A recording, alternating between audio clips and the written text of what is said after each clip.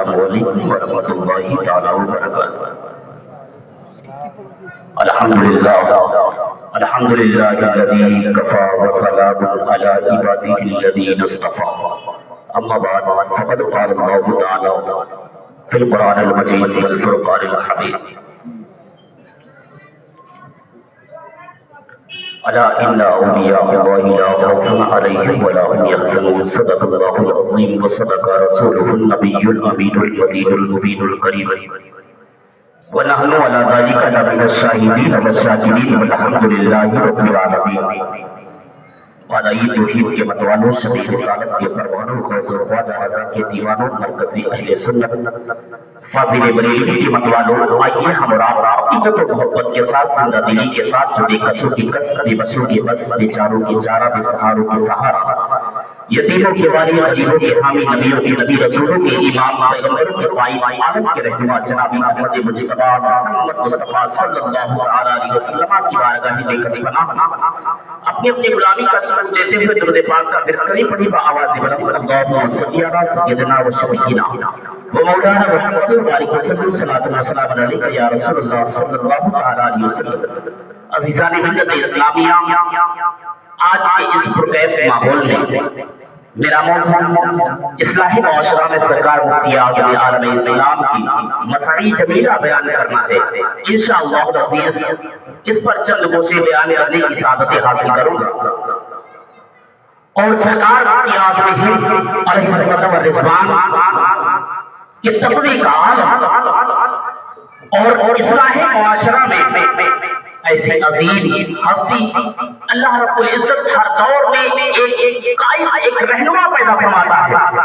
انہیں قائد اور رہنما میں سرکار مفتی اعظم عالم اسلام کے ساتھ سرکار مفتی اعظم عالم اسلام کے ساتھ عالم تو یہ ہے کہ جب اندرا گاندھی نے نسبندی کے فتوے کو جائز قرار دیا تھا، اس دور میں دارالعلوم دیوبند کے علماء نے اپنے قلموں کو بیچ دیا تھا، اپنے فتووں کو بیچ دیا تھا، مگر قربان جاؤ سرکار مفتی اعظم عالم اسلام کی ذات پر جب وہی فتویٰ سرکار مفتی اعظم عالم اسلام کی بارگاہ میں لایا جاتا ہے، نبی کے بعد آ کرتے ہیں حضور اس پر آپ قلم چلا دیجئے۔ سرکار مفتی اعظم عالم اسلام نے جو اپنے قلم کو چلایا ہے،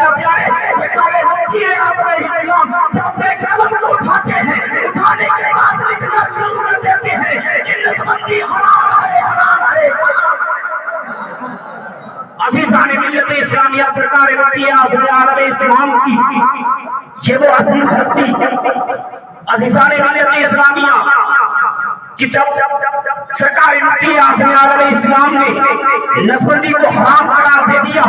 اس وقت حکومتی ڈنڈے سرکار مفتی اعظم عالم اسلام کی بارگاہ میں آئے، آنے کے بعد کہنے لگے کہ حضور آپ نے یہ کیا کی دیا، آپ نے نسبندی کو حرام قرار دے دیا، تمام پر علماء نے تو جائز قرار دے دیا ہے۔ سرکار مفتی اعظم عالم اسلام سے وہ حکومتی ڈنڈے کہتے ہیں آپ اپنے فتوے سے رجوع کروا لیجیے، یا اپنے فتوے کو واپس کر لیجیے، ورنہ آپ کو جیل ہو سکتی ہے، آپ کو کہنے والے میں جانے کا خطرہ ہے۔ میرے پیارے دل کی تختی پر نوٹ بنا لو، سرکار مفتی اعظم کے جملے ہیں، سرکار مفتی اعظم اسلام فرماتے ہیں اے پیارے یہ حکومت تو بدل سکتی ہے مگر فتویٰ نہیں۔ بدلنے کو تو رسکی نے کیا کیا نہیں بدلا، مگر میرے مفتی اعظم کا شہدہ نہیں بدلا۔ یہ شان مفتی اعظم، یہ شان مفتی اعظم، حکومت تو بدلتی بھی ہے مگر فتویٰ نہیں۔ عزیزان ملت اسلامیہ، سرکار مفتی اعظم کے رکھنے کے بارے میں بات کریں تو کیا بات کریں؟ سرکار مفتی اعظم عالم اسلام اور سرکار محدث اعظم ایک مسجد میں تشریف فرما ہے، وہاں سے چائے لائی جاتی ہے، سرکار مفتی اعظم عالم اسلام کی بارگاہ میں پیش کی جاتی ہے، سرکار محدث اعظم کی بارگاہ میں پیش کی جاتی ہے۔ جب پیش ہوتی گئی تو سرکار مفتی اعظم عالم اسلام اپنی چائے کو لیتے ہیں اور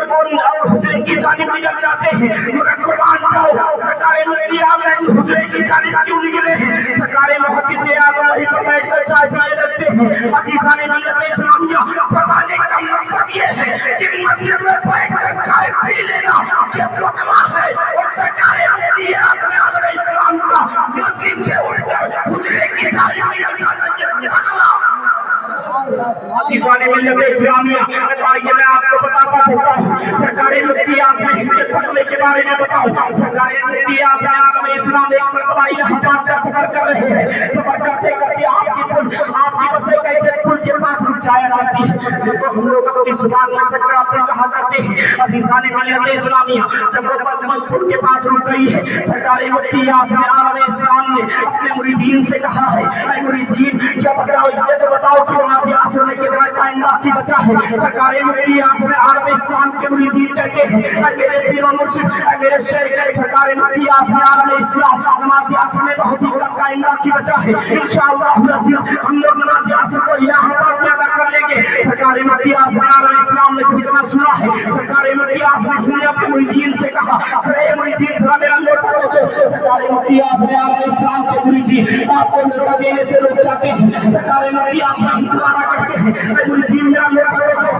سرکاری مفتی اعظم عالم اسلام نے آپ کے مریدین نے آپ کو لوٹا دے دیا ہے اب سرکاری مفتی اعظم عالم اسلام بچوں کرنے کا ارادہ کرا لیتے ہیں جیسے ہی اترنا چاہا ہے بس کا ڈرائیور بس کا کنڈکٹر بس کے پسنجر جتنے ہوتے ہیں آپ کو روکنا شروع کر دیتے ہیں اور کہنے لگتے ہیں اے بریلی کے شیخ سرکاری مفتی اعظم عالم اسلام اپنی سے نہ جائے ورنہ کسی طریقے کے کوئی بھی جانور ہو سکتے ہیں جو آپ کو تکلیف پہنچا سکتے ہیں آپ کو ایسا پہنچا سکتے ہیں عزیزان ملت اسلامیہ مگر سرکاری مفتی اعظم عالم اسلام کسی کی بات کو سننے کا وعدہ نہیں کرتے سرکاری مفتی اعظم عالم اسلام نیچے اترتے چلے جا رہے ہیں مگر قربان جو پیارے سرکاری مفتی اعظم عالم اسلام پر وہ نیچے اترتے جا رہے ہیں ان کے لیے ہمارے ایک ہی کلمات جاری ہے یا اللہ میری نماز یا اللہ میری نماز کہتے ہوئے جا رہے ہیں یا اللہ میری نماز یا اللہ میری نماز کہتے ہوئے جا رہے ہیں اس پل کا حال بتا دوں میں آپ کو سرکاری مفتی اعظم ہند پل سے اتر رہے تھے اس پل کے جو نیچے جو ندی تھی اس ندی کا عالم تو یہ تھا کہ اس پل سے اگر نیچے دیکھا جائے تو وہ ندی ایک کنارے کے مثل نظر آ رہی تھی مگر قربان جاؤ سرکاری مفتی اعظم عالم اسلام پر مگر سرکاری مفتی اعظم جب اس ندی کے کنارے پہنچتے ہیں اس ندی کے پاس میں پہنچتے ہیں تو اپنا